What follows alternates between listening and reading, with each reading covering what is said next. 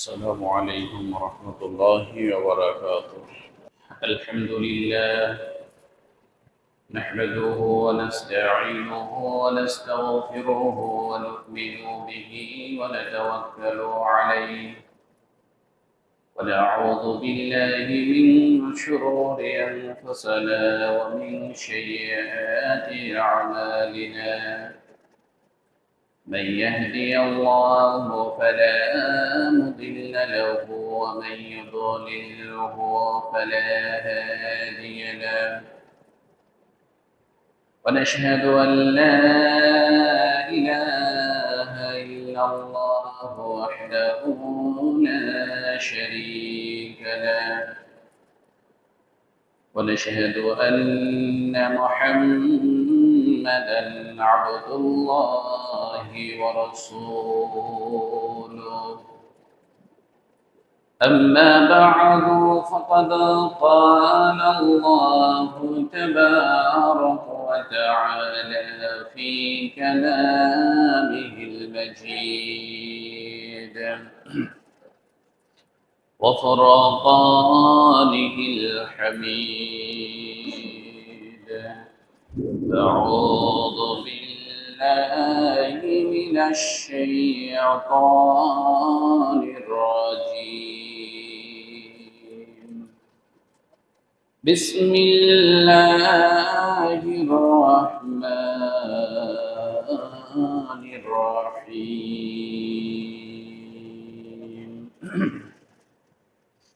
يا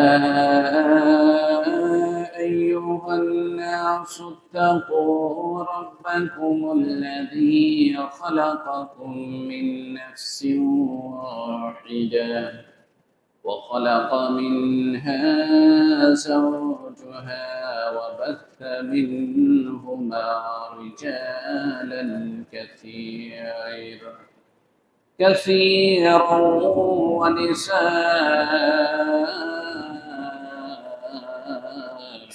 واتقوا الله الذي تساءلون به والأرحام إن الله كان عليكم رقيبا.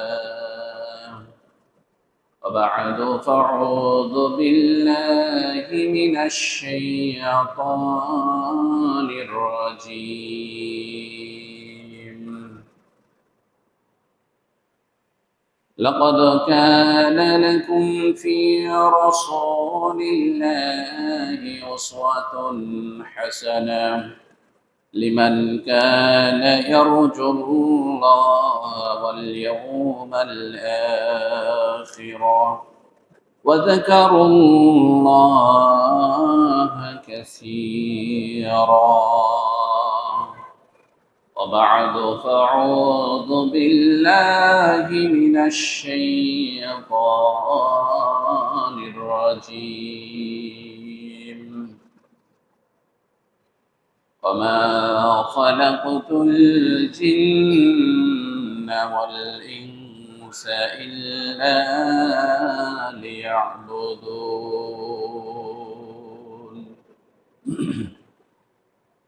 উপস্থিত মুআজ্জাজ হাজিরিন, আল্লাহ সুবহানাহু ওয়া তাআলার দরবারে জানাই অগণিত শুকরিয়া যে মহান সৃষ্টিকর্তা রব্বুল ইজ্জাতের অসংখ্য নিয়ামত দ্বারা আমরা পৃথিবীর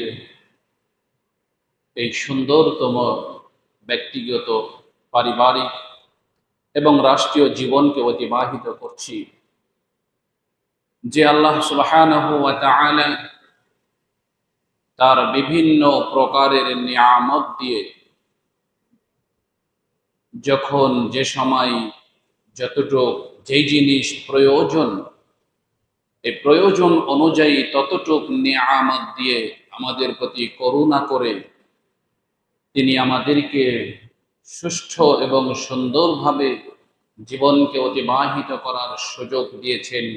সে রব্বুল ইজ্জাতের দরবারে জানাই সাজদায়ে শুকুর, কালিমাতু শুকরিয়া আদা করি আলহামদুলিল্লাহি রাব্বিল আলামিন। দুরূদ ও তাসলিমা বর্ষিত হোক সাইয়্যিদুল মুরসালিন, খাতামুন নবিয়্যিন, রাহমাতাল লিল আলামিন, আশরাফুল আম্বিয়া, প্রিয় নবী মুহাম্মদুর রাসূলুল্লাহ সাল্লাল্লাহু আলাইহি ওয়াসাল্লামের প্রতি আল্লাহুম্মা সাল্লি আলাইহি আল্লাহুম্মা বারিক আলাইহি। সম্মানিত উপস্থিতি, আজকে আমরা কোরআনের দুটি আয়াতে কারিমা তেলাওয়াত করেছি বিষয়বস্তুকে কেন্দ্র করে। আমাদের কর্ম, চিন্তা চেতনা এবং প্রিয় নবী মুহাম্মদুর রাসূলুল্লাহ সাল্লাল্লাহু আলাইহি ওয়াসাল্লামের জীবন আদর্শের সাথে কোরআন সুন্নাহর ভিত্তিতে আমাদের কর্ম ও চিন্তা চেতনার কতটুকু মিল আছে আমরা সেটা দেখার চেষ্টা করব ইনশাআল্লাহুল আজিজ। ওয়া তাওফীক ইল্লা বিল্লাহ। আমরা খুব সহজভাবে বললে কথা বলতে পারি যে আজকের বিষয়বস্তুটা আমরা এরকম ভাবে সহজ করে মানুষের সঙ্গে তুলে ধরতে পারি, দ্বীন ইসলামকে কি সত্যিই আমরা একটি পরিপূর্ণ দ্বীন হিসাবে মেনে নিয়েছি কিনা। আবারও বলি, দ্বীন ইসলামকে কি আমরা সত্যিই পরিপূর্ণ দ্বীন হিসাবে মেনে নিয়েছি কিনা, উক্ত বিষয় নিয়ে আমরা আজকে কোরআন সুন্নাহ থেকে পরিষ্কার হওয়ার চেষ্টা করব যে সত্যিকার অর্থে আমরা কত দূর আর কোরআন সুন্নাহ কত দূর। আল্লাহ সুবহানাহু ওয়া তাআলা সূরাতুল আহজাবের 21 নম্বর আয়াতে বলছেন, লাকাদ কানা লাকুম ফি রাসূলিল্লাহি উসওয়াতুন হাসানাহ। তোমাদের জন্য আল্লাহ সুবহানাহু ওয়া তাআলা রাসূলের মধ্যে রেখেছেন সর্বোত্তম আদর্শ। লিমান কানা ইয়ারজুল্লাহ ওয়াল ইয়াউমিল আখির, যে ব্যক্তিটি আল্লাহ সুবহানাহু ওয়া তাআলার এবং পরকাল জীবনের অর্থাৎ বিচার দিবসের আল্লাহর সাক্ষাৎকে কামনা করে, তাহলে রাসূলের জীবনের মধ্যে উত্তম আদর্শ তাদের জন্য রয়েছে যারা চায় আল্লাহর সাক্ষাৎ, যারা চায় বিচার দিবসের সাক্ষাৎ, কিয়ামতের মাঠের সাক্ষাৎ। আর যদি কোনো মানুষ মনে করে আল্লাহর সাক্ষাৎ আমার প্রয়োজন নেই, বিচার দিবসের সাক্ষাৎ আমার প্রয়োজন নেই, তাহলে তার জন্য রাসূলের জীবনের মধ্যে কোনো আদর্শ নেই। তাহলে রাসূলের জীবনের মধ্যে আদর্শ রয়েছে ওই ব্যক্তির জন্য যে ব্যক্তিটি পরকাল জীবনকে এবং আল্লাহ সুবহানাহু ওয়া তাআলার সাক্ষাৎকে আশা করে, কামনা করে। এক্ষেত্রে আমরা দ্বিতীয় আয়াত থেকে স্পষ্ট রূপে প্রেরণ করতে চাই, আল্লাহ সুবহানাহু ওয়া তাআলা মহাগ্রন্থ আল কোরআনের একাধিক জায়গাতে বলছেন, যা সারা পৃথিবীবাসীর মুখস্থ রয়েছে, যা মানুষের সবার আরবি নয়তো বাংলা এটা স্মরণে রয়েছে। আল্লাহ সুবহানাহু ওয়া তাআলা বলছেন, ওমা খালাকতুল জিন্না ওয়াল ইনসা ইল্লা লিয়াবুদুন, আমি কেবলমাত্র জিন এবং মানুষ জাতিকে সৃষ্টি করেছি আমার ইবাদতের জন্য। তা আল্লাহ সুবহানাহু ওয়া তাআলা আমাদেরকে সৃষ্টি করেছেন তার ইবাদতের জন্য, অন্য কোনো উদ্দেশ্য নয়। এখন আমরা বলি যে আমাদের ধর্ম হচ্ছে ইসলাম, আমাদের নেতা হচ্ছে মুহাম্মদ সাল্লাল্লাহু আলাইহি ওয়াসাল্লাম, আমাদের ধর্মগ্রন্থ হচ্ছে আল কোরআন, আমরা হচ্ছে দ্বীন ইসলামের অনুসারী। কিন্তু সত্যিকার অর্থে দ্বীন ইসলামের অনুসরণ করছি কিনা, দ্বীন ইসলামকে পেয়ে আমরা সত্যিকার অর্থে সন্তুষ্ট কিনা। যদি সন্তুষ্ট হই তাহলে কথায় বাস্তবায়ন করতে হবে, সাথে সাথে কর্মে রূপান্তরিত করতে হবে। যে না, আমি মুখে বলি আমি দ্বীন ইসলামে সন্তুষ্ট, অনুরূপভাবে আমি কর্মেও বাস্তবায়ন করে পৃথিবীবাসীকে দেখিয়েছি আমি আমার সমাজকে দেখিয়েছি, আমি আমার পরিবার গঠন করেছি আমার মুখের কথার সাথে কর্মের মিল রেখে, যে আমি দ্বীন ইসলাম পেয়ে সন্তুষ্ট, এভাবেই আমি আমার জীবন অতিবাহিত করি। সম্মানিত উপস্থিতি, আল্লাহ সুবহানাহু ওয়া তাআলা তার মহাগ্রন্থ আল কোরআনে বলছেন, ইন্না দীনা ইনদাল্লাহিল ইসলাম, নিশ্চয়ই আল্লাহ সুবহানাহু ওয়া তাআলার কাছে একমাত্র মনোনীত দ্বীন হচ্ছে ইসলাম, অন্য কোনো দ্বীন আল্লাহর কাছে মনোনীত নয়। তাহলে দ্বীন ইসলাম ব্যতি রেখে আমার আপনার জীবন যদি অন্য কোনো দ্বীনের উপরে নির্ভর করে, তাহলে আপনাকে সরাসরি মেনে নিতে হবে আপনি আমি আল্লাহর মনোনীত দ্বীনের উপরে নেই, আমি মানুষ রচিত দ্বীনের উপরে রয়েছি। আমার আপনার জীবন দ্বীন ইসলামের উপরে নেই, অন্য কোনো মানুষের রচিত দ্বীনের উপরে প্রতিষ্ঠিত রয়েছে। এই কথাটি ইহুদি মুশরিকেরা বুঝেছিল। এই কথাটির দাম ইহুদি মুশরিকেরা খুব ভাবে দিতে চেয়েছিল। দশম হিজরিতে 9 জিলহজে যখন রাসূল সাল্লাল্লাহু আলাইহি ওয়াসাল্লাম সাহাবীদেরকে নিয়ে বিদায় হজ করছেন, হজের ভাষণে যখন দিচ্ছেন, তখন আল্লাহ রাসূল সাল্লাল্লাহু আলাইহি ওয়াসাল্লাম বললেন, আল-ইয়াওমা আকমালতু লাকুম দীনাকুম ওয়া আতমামতু আলাইকুম নি'মাতি ওয়া রাদিতু লাকুমুল ইসলাম দীনা। শুনে রাখো পৃথিবীবাসী, আল-ইয়াওমা আকমালতু লাকুম দীনাকুম, আজকের দিন তোমাদের জন্য তোমাদের দ্বীন ইসলাম পরিপূর্ণ করে দেওয়া হলো। ওয়া আতমামতু আলাইকুম নি'মাতি, তোমাদের জন্য আল্লাহ বলছেন তোমাদের জন্য আমি আমার নিয়ামতকে পরিপূর্ণ করে দিলাম। ওয়া রাদিতু লাকুমুল ইসলাম দীনা, আর আমি আল্লাহর পক্ষ থেকে নির্দিষ্ট করে দিলাম দ্বীন ইসলামকে। প্রিয় উপস্থিতি, আল্লাহর পক্ষ থেকে নির্ধারিত দ্বীন হচ্ছে দ্বীন ইসলাম। আল্লাহর পক্ষ থেকে নির্ধারিত নিয়ামত হচ্ছে আমাদের জন্য পরিপূর্ণ নিয়ামত। আল্লাহর পক্ষ থেকে আল্লাহ দ্বীন ইসলামকে পরিপূর্ণরূপে ঘোষণা করলেন 10ম হিজরিতে বিদায় হজের ভাষণে। মহাগ্রন্থ আল কোরআনে আল্লাহ সুবহানাহু ওয়া তাআলা সেই কথাটি বলছেন সূরাতুল মাঈদার 3 নম্বর আয়াতে। এখন যদি আমরা মনে করি নিজেদের কর্মকে, নিজেদের জীবনকে, নিজেদের পরিবারকে, নিজেদের সমাজকে পরিচালনা করার জন্য এই আইনটা, এই নিয়মটা, এই বিধিবিধানটা সময় উপযোগী নয়, এটি আমার পরিবারের সাথে খাপ খায় না, এটি আমার চলার গতির সাথে, সামাজিক নিয়মের মধ্যে এই আইনটি কেন জানি অসম্পূর্ণ মনে হচ্ছে, আমি আপনি ছোট ছোট কাটছাট যদি করতে যাই, তাহলে সেই দিনটা আর আল্লাহর মনোনীত দিন থাকে না, সেই দিনটা মানুষ রচিত দিন হয়ে যায়। যা বর্তমান ক্ষেত্রে সত্যিকার অর্থে আমরা বহু ক্ষেত্রে মানব রচিত দিন দিয়ে নিজেদের জীবনকে পরিচালিত করছি, কিন্তু বুঝতে পারছি না কিভাবে করছি। আশা করা যায় আমরা সেটিও বুঝতে পারবো আলোচনার শেষ প্রান্তে। আমরা কিভাবে আল্লাহর মনোনীত দিনকে বাদ দিয়ে মানব রচিত দিন দিয়ে জীবনকে অতিবাহিত করছি, জীবন করছি। প্রিয় উপস্থিতি, শুধু এখানেই নয়, আল্লাহ সুবহানাহু ওয়া তাআলা বলছেন, মা ফাক্কারনা ফিল কিতাবি মিন শাইইন, আল্লাহ নিজেই বলছেন আমি এই কিতাবে এমন কোনো বিষয় নেই যেই জিনিসটি লিপিবদ্ধ করতে ছেড়ে দিয়েছি।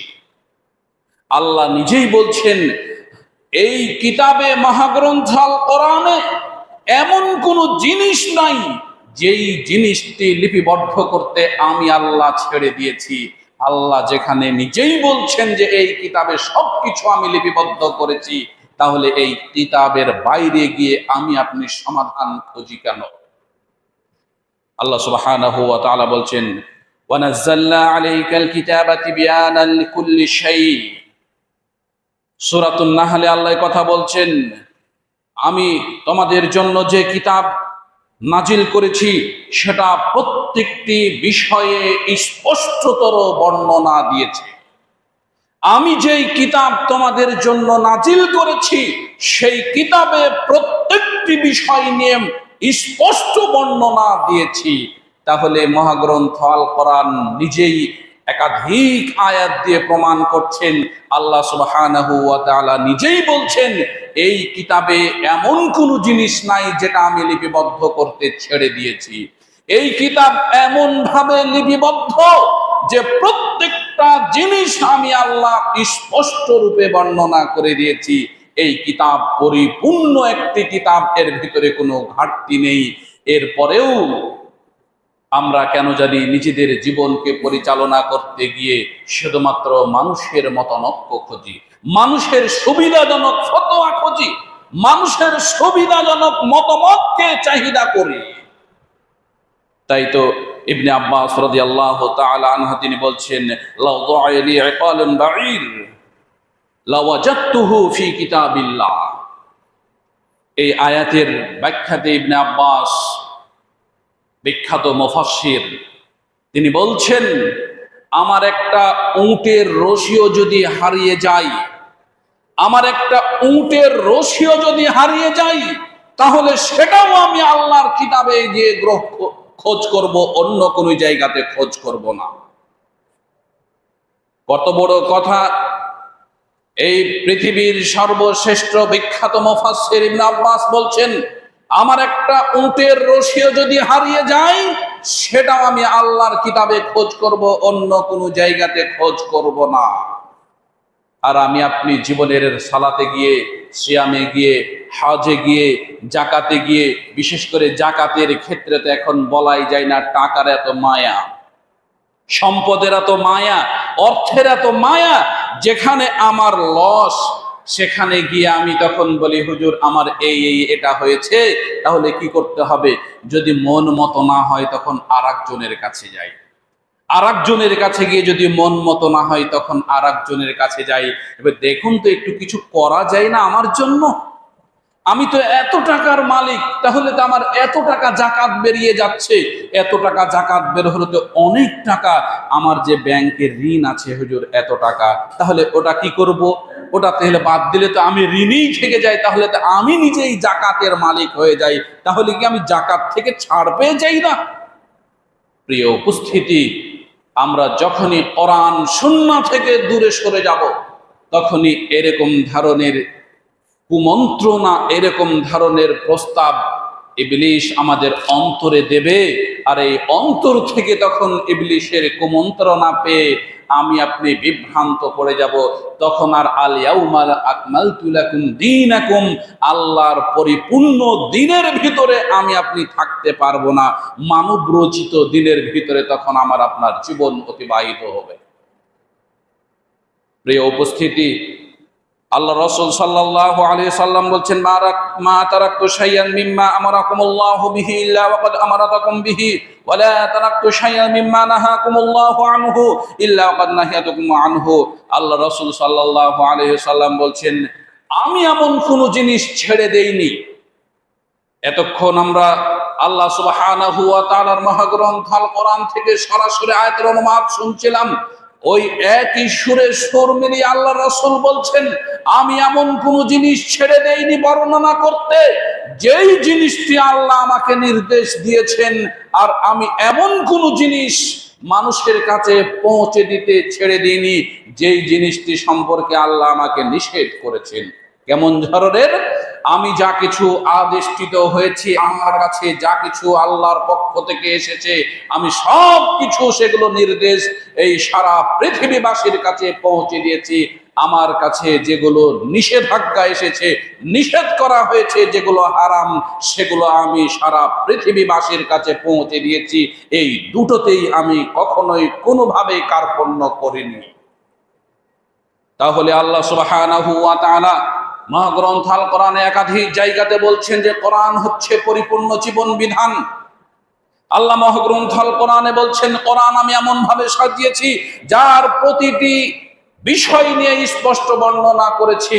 আল্লাহ সুবহানাহু ওয়া তাআলা বলছেন, দ্বীন ইসলামকে আমি পরিপূর্ণ একটা দ্বীন হিসাবে রূপান্তরিত করে দিয়েছি। তাহলে আমরা দিন ইসলামের মধ্য থেকে আমরা দিন ইসলামকে নিজেদের জীবন বিধান হিসাবে পেয়ে দিন ইসলামের বাইরে কার্যক্রম কিভাবে করতে পারি। প্রিয় উপস্থিতি, এটা টেনে আনলাম এজন্য যে 2 দিন পরে আমাদের এ দেশে তথা এই পৃথিবীর কিছু কিছু দেশে, সব দেশেই নয়, একটা দিবস আসবে, যেই দিবসকে কেন্দ্র করে আমরা এত অতি বাড়াবাড়ি করে ফেলি, এত অতিরিক্ত বাড়াবাড়ি করে ফেলি, যে অতিরিক্ত বাড়াবাড়ি করার কারণে আমরা সত্যিকার অর্থে দিন ইসলাম থেকে বেরিয়ে গিয়ে মানবরচিত একটা দিনের পথে পড়ে যাই। মানবরচিত দিন দ্বারা সেই দিনকে আমরা আমাদের জীবন অতিবাহিত করি। আপনি আমি করছি, আমার আপনার পরিবার করছে, আমার আপনার দেশ করছে, সারা পৃথিবীর অনেকগুলো দেশই সেই দিনকে মানব রচিত দিনে রূপান্তরিত করে দিন অতিবাহিত করছে। সেই দিনটি কোন দিন? সরকারি ছুটি রয়েছে, ঈদে মিলাদুন্নবী। কি এটা? আমরা যতই বলি না কেন, আমরা যতই স্পষ্ট করার চেষ্টা করি না কেন, আমরা যতই পৃথিবীবাসীর কাছে তুলে ধরার চেষ্টা করি না কেন, মানুষ কোরআন সুন্নাহর ভিত্তিতে জীবন গড়ার জন্য, কোরআন সুন্নাহর ভিত্তিতে মানুষ তার জীবনকে পরিপূর্ণতা করার জন্য খুব কমই এগিয়ে আসছে, শুধুমাত্র মানব রচিত দিনের দিকেই চলে যাচ্ছে। যার কারণে আজ স্পষ্টতর বলে রাখতে চাই, কোরআন হচ্ছে পরিপূর্ণ একটা জীবন বিধান। আল্লাহ একাধিক আয়াত দ্বারা প্রমাণ করছেন। এরপরেও যদি মানুষ তার মানুষের নিজস্ব মতামতের ভিত্তিতে একটা সেকেন্ড অতিবাহিত করতে চাই, তাহলে মনে রাখতে হবে মানুষ পরিপূর্ণ জীবন বিধানকে নয়, মানব রচিত জীবন বিধানের মধ্য দিয়ে তার অতিবাহিত করছে। তার ভিতরে যেটা আমরা বলতে চাই, ঈদে মিলাদুন্নবী যেটা আসছে, এই ঈদে মিলাদুন্নবী হচ্ছে একটা মানব রচিত বিধান ছাড়া আর কিছু নয়। কিভাবে? ঈদে মিলাদুন্নবী যদি সত্যি কোরআন সুন্নাহয় থাকতো, তাহলে কোরআন সুন্নাহর ভিত্তিতে পৃথিবীবাসী সবাই পেত। আর এটা কোরআন সুন্নাহর ভিত্তিতে নেই, যার কারণে পৃথিবীবাসী সবাই পায়নি। যদি এটা পৃথিবীবাসীর কাছে স্পষ্ট থাকতো, তাহলে পৃথিবীবাসী এটা স্পষ্টভাবে প্রমাণ করত। স্পষ্টতর নয়, যার কারণে পৃথিবীবাসী এটা স্পষ্টভাবে প্রমাণ করতে পারছে না। তারা লজিক্যালি কিছু কথা বলে,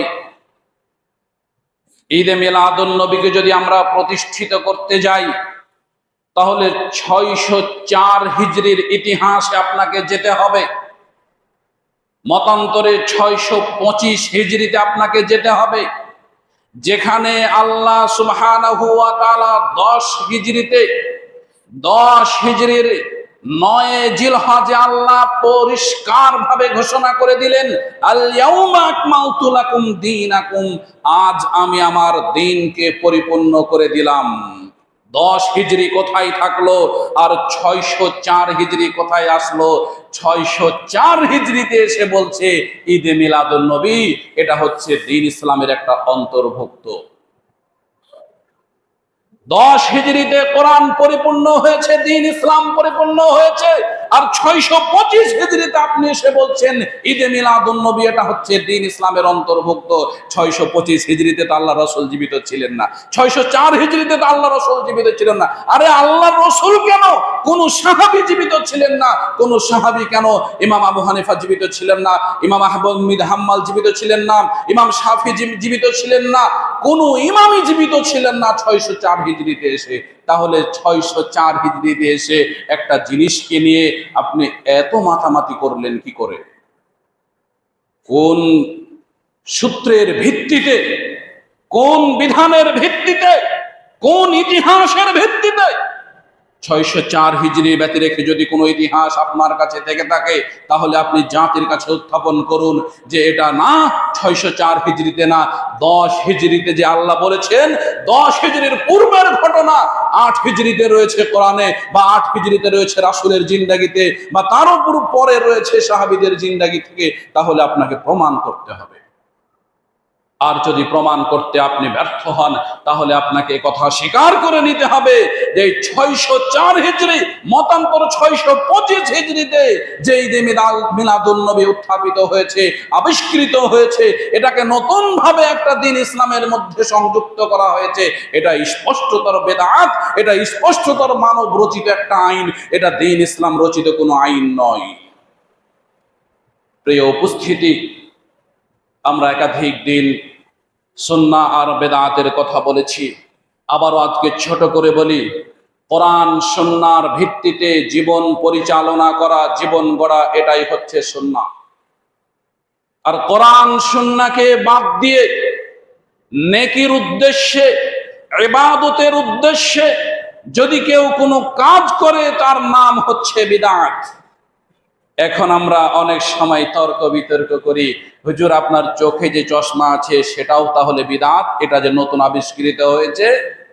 চশমা কেউ কখনো ইবাদতের জন্য পড়ে না, সংজ্ঞাটাকে ভালো করে মনে রাখতে হবে।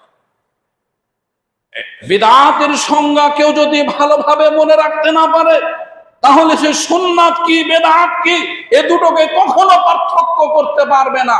মনে রাখতে হবে, ইবাদতের উদ্দেশ্যে, নেকি পাওয়ার উদ্দেশ্যে কোরআন সুন্নাহর বাইরে কেউ যদি কিছু করে, তাহলে সেটা হবে বেদাত। তবে ইবাদত আর মুআমালাত আরেকটি বিষয় রয়েছে। মুআমালাতের সাথে মানুষের স্বাধীনতা রয়েছে, ইবাদতের ক্ষেত্রে মানুষের কোনো স্বাধীনতা নেই। ইবাদত হচ্ছে কোরআন এবং সুন্নাহর ভিত্তিতেই হতে হবে। মুআমালাত হচ্ছে আপনার স্বাধীনতা রয়েছে, পোশাক পরিধান করবেন আপনি, এই পোশাকটা আজকে জুমার দিন যাব সাদা পোশাক পরব নাকি আমি সবুজ পোশাক পরব, আপনার স্বাধীনতা রয়েছে। আজকে শুক্রবারের দিন সবাই এটা খাবে ওটা খাবে, সবই তো হালাল, আমিও হালাল খাবো, তবে আমি কি খাবো? আমি মুরগি খাবো না, খাসি খাবো না, গরু খাবো না, মাছ খাবো না, ডাউল খাবো না, শাক খাবো, এটা মুআমালাত, আপনার স্বাধীনতা রয়েছে। এখানে আপনাকে আল্লাহ ইবাদতের জন্য বাধ্যবাধকতা করেনি, ইবাদতের জন্য বাধ্যবাধকতা করেছে কতটুক? আপনাকে হালাল খাবার অবশ্যই খেতে হবে, বিসমিল্লাহ বলে অবশ্যই খেতে হবে, ডান হাতে অবশ্যই খেতে হবে, বসে থেকে অবশ্যই খেতে হবে।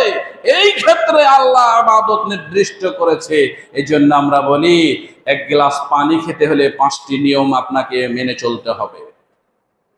এক গ্লাস পানি খেতে হলে আপনাকে 5টি নিয়ম মেনে খেতে হবে, এর নাম হচ্ছে ইবাদত। যদি 5টি নিয়ম আপনি না মানেন, তাহলে আপনার ইবাদতের ভিতরে থাকলেন না। প্রথমে তো আপনাকে বিসমিল্লাহ বলে পানি পান করতে হবে, দ্বিতীয়ত আপনাকে 3 নিঃশ্বাসে পানি পান করতে হবে, তৃতীয়ত আপনাকে বসে থেকে পানি পান করতে হবে। এই প্রত্যেকটা নিয়মকে আপনাকে মেনে নিতে হবে। এগুলোর ভিতরে আপনি মনে করবেন যে আমি 3 নিঃশ্বাসে খেলাম না, 2 নিঃশ্বাসে খেলাম, এখানে আপনার মুআমালাত চলবে না।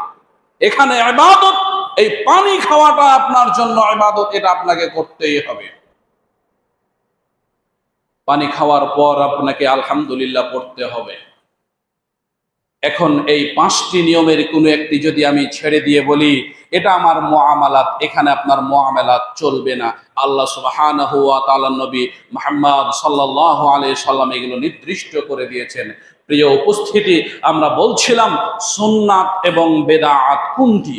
সুন্নাত হচ্ছে যেটা কোরআন এবং সুন্নাহর ভিত্তিতে চলে, বেদাত হচ্ছে যেটা মানুষ তার নিজের সুবিধা মতো করে বানিয়ে নিয়ে মনে করে যে এটাতে মনে হয় ইবাদত রয়েছে তথা নেকি রয়েছে। নেকির উদ্দেশ্যে যদি করতে যাই তাহলে সেটা হবে বেদাত। এখন যদি আপনি বলেন যে আমি বাসে চড়বো না, আমি ঘোড়াতে চড়বো, আমি বাসে যাব না, আমি উটে যাব, কিসে যাবেন সেটা আপনার ব্যক্তিগত মুআমালাত, আপনার ব্যক্তিগত স্বাধীনতা। এখন এই ক্ষেত্রটাকে যদি আপনি মনে করেন উঠে গেলে সওয়াব আছে, বাসে গেলে গুনাহ আছে, তাহলে এখানে আপনি বেদাত করে ফেলেছেন। আপনি উঠে যাবেন না, আপনি বাসে যাবেন না, আপনি ট্রেনে যাবেন না, আপনি এরোপ্লেনে যাবেন না, আপনি বিমান ভাড়া করে যাবেন, এখানে আপনার স্বাধীনতা, এখানে কোনো ইবাদত নেই। আপনাকে যেতে হবে, আপনাকে পৌঁছতে হবে, এটা হচ্ছে আপনার দায়িত্ব, এটা হচ্ছে আপনার কাজ। কিন্তু যদি যখনই এখানে আপনি নেকির কথা নিয়ে চলে আসবেন, তখনই হবে আপনার জন্য বেদাত। প্রিয় উপস্থিতি, আমরা বলছিলাম ঈদে মিলাদুন নবী এমনই একটা জিনিস যা 600 হিজরির পরে আবিষ্কৃত হয়েছে। এটা একদম স্পষ্টতর বেদাত। আরে বেদাত করলে মানুষ যে কত ভয়াবহ, মানুষ যে কত ভয়াবহ জীবনের মধ্যে পড়ে, আজও পর্যন্ত আমরা সত্যিকারের এটা জানি না। আমরা সবচেয়ে বেদাত দিকে ছোট জিনিস বলে মনে করি, সবচেয়ে বেদাতকে আমরা ছোট জিনিস বলে মনে করি। ছোট জিনিস তো মনে করি, এটাকে আবার মনে করি যে এটা মনে হয় নেকির একটা উৎস।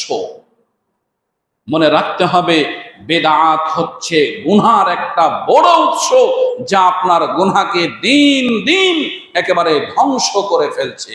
প্রিয় উপস্থিতি, আল্লাহ রসুল সাল্লাল্লাহু আলাইহি সাল্লাম এবং আল্লাহ সুবহানাহু ওয়া তাআলার কোরআন ও সুন্নাহর ভিত্তিতে আমরা সংক্ষিপ্তভাবে একটু দেখতে চাই বেদাত করলে মানুষ কতগুলো ক্ষতির মধ্যে পড়ে যায়।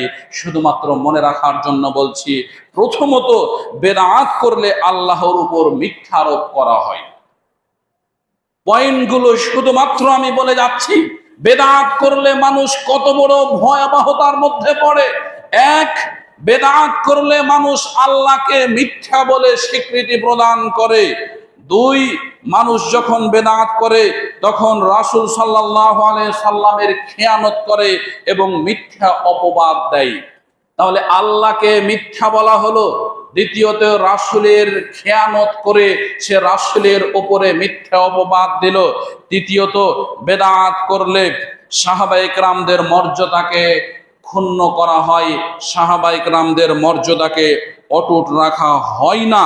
তৃতীয়ত গেল, চতুর্থত বেদাত করলে ইসলামের যে পূর্ণাঙ্গ একটা জীবন বিধান রয়েছে এটা মানুষ আর অটুট রাখে না, ভেঙে ফেলে দিয়ে মানুষ তার নিজস্ব রচিত জীবন বিধানের মধ্য দিয়ে মানুষ তার জীবন যাপন করে। পঞ্চমত, 5 নম্বরে, বিদআত করলে ইসলামী শরিয়াকে ধ্বংস করে দিয়ে মানুষ মানুষের নিজের রচিত শরিয়া অনুযায়ী সমাজকে পরিচালনা করার চেষ্টা করে। 6 নাম্বার হচ্ছে, বিদআত করলে মানুষের অন্তর কলুষিত হয়ে যায়, যার কারণে মানুষ সুন্নাহ বুঝতে পারে না। 7 নম্বরে, আল্লাহ রাসূল সাল্লাল্লাহু আলাইহি সাল্লাম এবং আল্লাহ সুবহানাহু ওয়া তাআলা সূরাতুল কাহফের বেশ কিছু আয়াত দ্বারা বেদাতকারী আল্লাহ সুবহানাহু ওয়া তাআলার কাছে আমল কখনো কবুল হয় না। বেদাতকারীর আমল আল্লাহর কাছে কখনো কবুল হয় না। অতএব আপনার বেদাত আছে কিনা আমলের মধ্যে, এটা আপনাকে জরুরি ভিত্তিতে বের করতে হবে। যদি বের করতে না পারেন, তাহলে আপনার আমল আল্লাহর কাছে কবুল হলো কিনা এটা আপনি নিশ্চিত হতে পারবেন না যতক্ষণ পর্যন্ত আপনি আপনার আমলকে বেদাত পরিপন্থী করছেন। প্রিয় উপস্থিতি, এখানে যেমন ছোট্ট করে 2টি উদাহরণ দিয়ে রাখি মসজিদ কেন্দ্রিক। রাসূল সাল্লাল্লাহু আলাইহি সাল্লাম এরকম দাঁড়িয়ে খুতবা দিচ্ছেন, সাহাবী এসে সরাসরি বসে গেলেন। আল্লাহ রাসূল তাকে বলছেন, কুম ফাসাল্লি রাকাতাইন, তুমি উঠো, দাঁড়াও, দাঁড়িয়ে 2 রাকাত সালাত আদায় করো, তারপরে বসো। এটা মসজিদের হক, তুমি এটা কখনো অমান্য করতে পারো না। যে অবস্থাতেই হোক না কেন মসজিদে প্রবেশ করে যদি আপনি বসতে চান, তাহলে মসজিদের হক আদায় করতে হবে 2 রাকাত নামাজ পড়ে, নচেত আপনার বসার কোনো এখতিয়ার নেই। যদি বসেছেন, তাহলে পরিপূর্ণ দ্বীন ইসলামকে আপনি অমান্য করে নিজস্ব রচিত দ্বীনের উপরে নিজের জীবনকে অতিবাহিত করেছেন। আরো একটি কথা বলি, এখানে যে হাদিসটা আমরা পড়ি মিশকাতুল মাসাবি 1ম খণ্ড, এই মিশকাতুল মাসাবির 1ম খণ্ডের একেবারেই শেষ দিকে চলে যাবেন। শেষ দিকে যে বলবেন, আসসালামু আলাইকুম ওয়া রাহমাতুল্লাহ, আসসালামু আলাইকুম ওয়া রাহমাতুল্লাহ। ইমাম সাহেব সালাম ফিরে পশ্চিম দিকে মুখ করে বসে আছেন জোহরে, ইমাম সাহেব সালাম ফিরে পশ্চিম দিকে মুখ করে বসে আছেন মাগরিবে, ইমাম সাহেব সালাম ফিরে পশ্চিম দিকে মুখ করে বসে আছে এশাতে। 3 ওয়াক্তে তিনি সালাম ফিরে পশ্চিম দিকে মুখ করে বসে আছেন, আর 2 ওয়াক্ত তিনি সালাম ফিরে মুসল্লিদের দিকে ঘুরে বসছেন। অথচ এখানে একটা নয়, দুইটা নয়, 5টি হাদিস আছে, অন্যান্য জায়গাতে আরো আছে। রাসূল সাল্লাল্লাহু আলাইহি সাল্লাম সালাম ফিরে সাথে সাথে ডান দিক দিয়ে অথবা বাম দিক দিয়ে ঘুরে মুসল্লিদের দিকে মুখ করে বসতেন। 3 ওয়াক্তে মুসল্লিদের দিকে ঘুরে না বসে পশ্চিম দিকে মুখ করে বসে থাকতে হবে, আর 2 ওয়াক্তে মুসল্লিদের দিকে ঘুরে বসতে হবে। আপনার ইমাম সাহেবকে বলবেন, ইমাম সাহেব আপনি যেটা করছেন এটা সুন্নাত না বেদাত? আমি যেটা দেখে এসেছি সেটা হচ্ছে অমুক অমুক হাদিসে দেখে আসলাম, রাসূল ডান দিকে ঘুরে বসতেন নতবা বাম দিক দিয়ে ঘুরে বসতেন, মুসল্লিদের দিকে মুখ করে বসতেন। তাহলে সুন্নাত কোনটা আর বেদাত কোনটা একটু আমাকে বুঝিয়ে দিন, তাহলে আপনি প্রমাণ পাবেন। যদি আরো কিছু করতে চান তাহলে এখান থেকে হাদিসের নাম্বার কটা লিখে নিয়েছেন, নত এই বইটাই সরাসরি নিয়ে যে বলবেন জাতির সামনে উপস্থাপন করে, ইমাম সাহেব আপনি এভাবে বসেন, কিন্তু এটা সরাসরি আমি কেতাবে দেখছি এভাবে রয়েছে, তাহলে কোনটা সঠিক, আপনারটা সঠিক নাকি কিতাবেরটা সঠিক আমাকে বলে দিন। তাহলে আপনি বুঝতে পারবেন সুন্নাত কাকে বলে আর বেদাত কাকে বলে। ছোট করে আরো একটি কথা বলি। আসসালামু আলাইকুম ওয়া রাহমাতুল্লাহ, আসসালামু আলাইকুম ওয়া রাহমাতুল্লাহ। সালাম ফিরা শেষ হয়েছে, সালাম ফিরা শেষ হয়েছে, তার 20 সেকেন্ড 30 সেকেন্ড পরেই আপনি শুরু করেছেন আলহামদুলিল্লাহি রাব্বিল আলামিন। জীবন ভোর শুনে এসেছেন, জীবন ভোর শুনে এসেছেন আপনি সালাম ফিরে আল্লাহু আকবার, আস্তাগফিরুল্লাহ আস্তাগফিরুল্লাহ আস্তাগফিরুল্লাহ, আল্লাহুম্মা আনতাস সালাম ওয়া মিনকাস সালাম তাবারাকতা ইয়া যাল জালালি ওয়াল ইকরাম। এরপরে যতগুলো দোয়া আছে দোয়া পড়তে হবে। এর মধ্যে আয়াতুল কুরসি আছে, আয়াতুল কুরসি পড়তে হবে। এর মধ্যে সূরা নাস ফালাক আছে, সূরা নাস ফালাক পড়তে হবে। এর মধ্যে সুবহানাল্লাহ 33 বার, আলহামদুলিল্লাহ 33 বার, আল্লাহু আকবার 33 বার, লা ইলাহা ইল্লাল্লাহু ওয়াহদাহু লা শারীকা লাহু লাহুল মুলকু ওয়া লাহুল হামদু ওয়া হুয়া আলা কুল্লি শাইইন কাদির একবার দিয়ে 34 বার করতে হবে। এগুলো হচ্ছে মাসনুন দোয়া। আপনি আবার ওই ইমাম সাহেবের কাছে ফতোয়া নিয়ে বলেন, ইমাম সাহেব মাসনুন দোয়া ব্যতীত, মাসনুন দোয়া ছেড়ে দিয়ে কেউ যদি অন্য কিছু করে সেটা কি তার জন্য জায়েজ হবে? ওই ইমাম সাহেব আপনাকে বলবে জি না, জায়েজ হবে না। আর সালাম ফেরার সাথে সাথে আপনার 30 সেকেন্ডে কি আয়াতুল কুরসি, এই সুবহানাল্লাহ, আলহামদুলিল্লাহ, আল্লাহু আকবার, তাসবিহ, সূরা নাস, ফালাক, ইখলাস, ওর আনুষঙ্গিক যতগুলো দোয়া আছে 30 সেকেন্ডে পড়া হয়ে গেছে? বলছে না, হয়নি। তা আপনি কি করলেন? এভাবে করলেন 20 সেকেন্ড 30 সেকেন্ড 40 সেকেন্ড, খুব বেশি ঊর্ধ্বে 1 মিনিট 1 মিনিট করে এভাবে করে দিয়ে আপনি মুসল্লিদেরকে ছেড়ে দিলেন। মুসল্লিরাও সুন্নাত পড়ে বাড়ি চলে গেল, নতবা সুন্নাত ছাড়াই চলে গেল। মাসনুন দোয়া যতগুলো রয়েছে এই সকল মাসনুন দোয়াগুলো ছাড়াই মুসল্লিরা আজীবন তার জীবন পার করে দিল। জীবন পার করতে করতে সে মৃত্যু পতিত হয়ে গেল, কবরস্থ হয়ে গেল, কিন্তু সে আজীবন সালাত আদায় করে গেল, মাসনুন দোয়াগুলো পড়ায় এখন পর্যন্ত শিখলো না। কার কারণে? শুধুমাত্র আপনার কারণে। কারণ আপনি সঠিক তথ্যটা এখনো পর্যন্ত মুসল্লিদের কাছে বুঝাতে ব্যর্থ হয়েছেন যে দ্বীন ইসলাম পরিপূর্ণ একটা দিন। এই দ্বীন ইসলামের মধ্যেই রয়েছে মানুষের জন্য মুক্তি এবং শান্তি। অতএব সালাম ফেরানোর পরে এমন কিছু গুরুত্বপূর্ণ দোয়া রয়েছে যেগুলো মানুষকে পালন করতেই হবে। যদি মানুষ এসব কিছুগুলো পালন করে যেতে পারে তাহলে মানুষের মুক্তি মিলবে, নচেত মুক্তি মিলবে না। প্রিয় উপস্থিতি, আমরা বলছিলাম আল্লাহ সুবহানাহু ওয়া তাআলা এবং প্রিয় নবী মুহাম্মদুর রাসূলুল্লাহ সাল্লাল্লাহু আলাইহি সাল্লাম এর কোরআন এবং সুন্নাহ ব্যতি রেখে মানুষ যদি বেদাতের উপরে তার দ্বীনকে, তার জীবনকে, তার সমাজকে, তার পরিবারকে গঠন করে তাহলে কি ক্ষতি করে ফেলে। তার 7 নম্বরে ছিলাম বেদাতকারীর ইবাদত আল্লাহ কখনো কবুল করেন না। 8 নম্বরে রয়েছে বিদআত ত্যাগ না করা পর্যন্ত, তওবা না করা পর্যন্ত আল্লাহ তার দোয়া কবুল করবেন না। 9 নম্বরে বিদআতি ব্যক্তিরা কখনো হাউজে কাউসারের পানি রাসূল সাল্লাল্লাহু আলাইহি সাল্লামের হাত থেকে পান করতে পারবে না। তারা বিচারের মাঠে বঞ্চিত হবে, তারা বিচারের মাঠে হাউজে কাউসারের পানি পান করা থেকে বঞ্চিত থাকবে। এখন আপনি যদি বঞ্চিত থাকতে চান তাহলে আর বলার কিছু নেই। আর যদি মনে করেন বিচারের মাঠে হাউজে কাউসারের পানি রাসূলের হাত থেকে পান করে আমি জান্নাতে যেতে চাই, তাহলে আপনার আমলকে বেদাত মুক্ত করতেই হবে, এছাড়া দ্বিতীয় কোনো পথ নেই। রাসূল সাল্লাল্লাহু আলাইহি ওয়াসাল্লাম এবং সূরা নাহলে 25 নম্বর আয়াতে আল্লাহ সুবহানাহু ওয়া তাআলা বলছেন, বেদাতের দিকে আহ্বানকারী ব্যক্তিরও সমপরিমাণ পাপ হবে।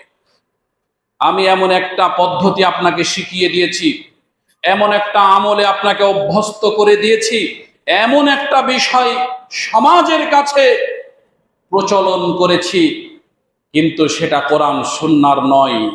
তাহলে কিয়ামত পর্যন্ত, আমার জীবন পর্যন্ত নয়, ওই ইবাদতটা যতদিন সমাজের উপরে জারি থাকবে, যেই ব্যক্তিটা ওই ইবাদতটা শিখিয়ে দিয়েছে, কিয়ামত পর্যন্ত ততদিন তার গুনাহ হতেই থাকবে। নাউযুবিল্লাহি মিন জালিক। এজন্য বলি, সবাই মুফতি হয়ে যেন না। যে কোনো ক্ষেত্রে আমরা দ্বীন ইসলামের যদি কথা আসে, তখন যদি 10 জন থাকে, 10 জনের 8 জনই ফতোয়া দেওয়ার চেষ্টা করে, এই বলে না এটা না এটা, অমুক বলে এটা না ওটা, অমুক বলে এটা না ওটা, সবাই তখন মুফতি হয়ে যায়। মনে রাখবেন, আপনার এই মুফতিগিরির যদি, আপনার এই মুফতি ফতোয়া দেওয়ার যদি ভুলের কারণে সমাজে ওটা থেকে যায়, মরার আগ পর্যন্ত কি কথা, কিয়ামত পর্যন্ত যদি ওটা থেকে যায়, কিয়ামত পর্যন্ত ওই কথার জন্য আপনার গুনাহ লেখা হতেই থাকবে, হতেই থাকবে, হতেই থাকবে। সাদকায়ে জারিয়া যেমন নেকি লেখা হয়, অনুরূপ ভাবেই গুনাহ ও সাদকায়ে জারিয়ার মতো লিপিবদ্ধ হতেই থাকে, এটা কখনো থামে না। প্রিয় উপস্থিতি, 11 নম্বরে আল্লাহ সুবহানাহু ওয়া তাআলা বলছেন, বিদআতকারীরা হচ্ছেন অভিশপ্ত ব্যক্তি, এদেরকে আল্লাহ অভিশাপ করেন, রাসূলের পক্ষ থেকেও এদের জন্য অভিশাপ রয়েছেন। 12 নম্বরে, বিদআতের মাধ্যমে ইহুদি ও খ্রিস্টানদের অভ্যাসগুলো ফুটে ওঠে আর মুসলিমের অভ্যাসগুলো চাপা পড়ে যায়। যারা বিদআত করে, এই বিদআতকারীদের ক্ষেত্রে ইহুদি নাসারাদের অভ্যাসগুলো ফুটে ওঠে, আর যে মুসলিমের যে সংস্কৃতি রয়েছে, অভ্যাস রয়েছে, এই মুসলিম সংস্কৃতি অভ্যাসগুলো চাপা পড়ে যায়। অতএব প্রিয় উপস্থিতি, জুমার সংক্ষিপ্ত আলোচনায় একথাই বলতে চাই, আল্লাহ সুবহানাহু ওয়া তাআলা 10ম হিজরিতেই আল্লাহ রসুলের মধ্য দিয়ে জানিয়ে দিলেন, আল ইয়াউমা আকমালতু লাকুম দীনাকুম, আজকের দিন আমি দ্বীনকে পরিপূর্ণ করে দিলাম। ওয়া আকমালতু আলাইকুম নি'মাতি, তোমাদের জন্য আমি আমার নিয়ামত একেবারে পরিপূর্ণ নিয়ামত দিয়ে দিলাম। ওয়া রাদিতু লাকুমুল ইসলামা দীনা, আর দ্বীনকে আমি আমার সন্তুষ্টিতে পরিপূর্ণ একটা নির্দিষ্ট দ্বীন, ইসলামকে দ্বীন হিসাবে একেবারে নির্দিষ্ট করে দিলাম। অতএব আল্লাহর দ্বীনকে পেয়ে, আল্লাহর নিয়ামতকে পেয়ে, দ্বীন ইসলামকে পেয়ে বেদাত মুক্তভাবে আমাদেরকে সমাজ গড়তে হবে, জীবন গড়তে হবে, পরিবার গড়তে হবে। নচেত মনে রাখতে হবে, 1 টাকা দান করলে যেমন সাদকায়ে জারিয়া হয়ে যায়, একটা গুনহার কাজ করলে ওরকম সাদকায়ে জারিয়া হিসাবে গুনহা লিপিবদ্ধ হতেই থাকে, হতেই থাকে। অতএব নিজেকে সাবধান ও সতর্কতা হয়ে ব্যক্তিগত, পারিবারিক এবং সামাজিক, সেই সাথে সাথে রাষ্ট্রীয় জীবন গড়ে তোলার জন্য সবাইকে একেবারে সচেতন হয়ে, সোচ্চার হয়ে দ্বীন ইসলামের পথে এগিয়ে যেতে হবে। আশাবাদ রব্বুল আলামিনের কাছে সেটাই রাখি, রব্বুল আলামিন ব্যক্তিগতভাবে, পারিবারিকগত, সামাজিকগত এবং রাষ্ট্রীয়গতভাবে দ্বীন ইসলামের পথে এগিয়ে যে দ্বীন ইসলামের ন্যূনতম উপকার করতে পারি, তোমার কাছে আশাবাদ ব্যক্ত রেখে আমরা তোমার রহমত এবং করুণা কামনা করে আমরা আমাদের জীবনকে উন্নতির দিকে নিয়ে যাওয়ার জন্য তোমার কাছে প্রার্থনা করি। রব্বুল আলামিন শয়তানি ওয়াসওয়াসা, ইহুদি খ্রিস্টানদের সকল কৃষ্টি কালচার থেকে আমাদেরকে মুক্ত রেখে নবী রাসূলের দ্বীন এবং তোমার মনোনীত একান্ত দ্বীন ইসলামকে মেনে নিয়ে এই পৃথিবী থেকে আমরা ঈমানের সহিত মৃত্যুবরণ করতে পারি, তুমি আমাদেরকে কবুল করো। আল্লাহুম্মা আমিন। আখিরি দাওয়ানা আলহামদুলিল্লাহি রাব্বিল আলামিন। ইন্নাল হামদালিল্লাহি ওয়াহদা ওয়াসসালাতু ওয়াসসালামু আলা মান লা নাবিয়্যা বা'দা। أما بعد فأعوذ بالله من الشيطان الرجيم. وإذا قيل لهم اتبعوا ما أنزل الله قالوا بل نتبع ما ألفينا عليه آباءنا أولو كان آباؤهم لا يعقلون شيئا ولا يهتدون ومثل الذين كفروا كمثل الذي ينعق بما لا يسمع إلا دعاء ونداء صم بكم عمي فهم لا يعقلون। সূরা বাকারার 170 171 নম্বর আয়াত পাঠ করলাম। এখানে একটা প্রশ্নের উত্তর রয়েছে যে অমুক ব্যক্তিরা তো করে, পূর্বপুরুষ তো করে এসেছে, অমুক মুহাদ্দিস মুফাসসির তো করে, এর উত্তরটা এখানে রয়েছে। যার জানার চেষ্টা রয়েছে অবশ্যই জেনে নেবেন বলে আশাবাদী ইনশাআল্লাহ। সবাই পড়ি আমরা, আল্লাহুম্মা সাল্লি আলা মুহাম্মাদি ওয়া আলা আলি মুহাম্মাদ কামা সাল্লাইতা আলা ইব্রাহিম ওয়া আলা আলি ইব্রাহিম ইন্নাকা হামিদুম মাজিদ। আল্লাহুম্মা বারিক আলা মুহাম্মাদি ওয়া আলা আলি মুহাম্মাদ কামা বারাকতা আলা ইব্রাহিম ওয়া আলা আলি ইব্রাহিম ইন্নাকা হামিদুম মাজিদ। رب ارحمهما كما ربياني صغيرا رب ارحمهما كما ربياني صغيرا ربنا هب لنا من أزواجنا ذريتنا قرة أعين واجعلنا للمتقين إماما اللهم آمين أجب الباش رب الناس واشفي أنت الشافي لا شفاء إلا شفاؤك شفاء لا يغادر السقاما اللهم آمين اللهم اسقنا غيثا مغيثا مريئا مريعا نافعا غير ضار عاجلا غير عاجل اللهم اسق عبادك وبهائمك وانشر رحمتك وحينا بلدك الميت اللهم اغفر لنا ولوالدينا ولشيخنا ولأساتذتنا ولأمهاتنا ولآبائنا ولإخواتنا ولجداتنا ولجميع المؤمنين والمؤمنات والمسلمين والمسلمات الأحياء منهم والأموات إنك مجيب الدعوة برحمتك يا أرحم الراحمين ربنا تقبل دعائنا ربنا تقبل صلاتنا ربنا تقبل صدقاتنا ربنا تقبل قيامنا ربنا تقبل منا إنك أنت السميع العليم وتب علينا إنك أنت التواب الرحيم سبحان ربك رب العزة عما يصفون وسلام على المرسلين والحمد لله رب العالمين آمين ثم آمين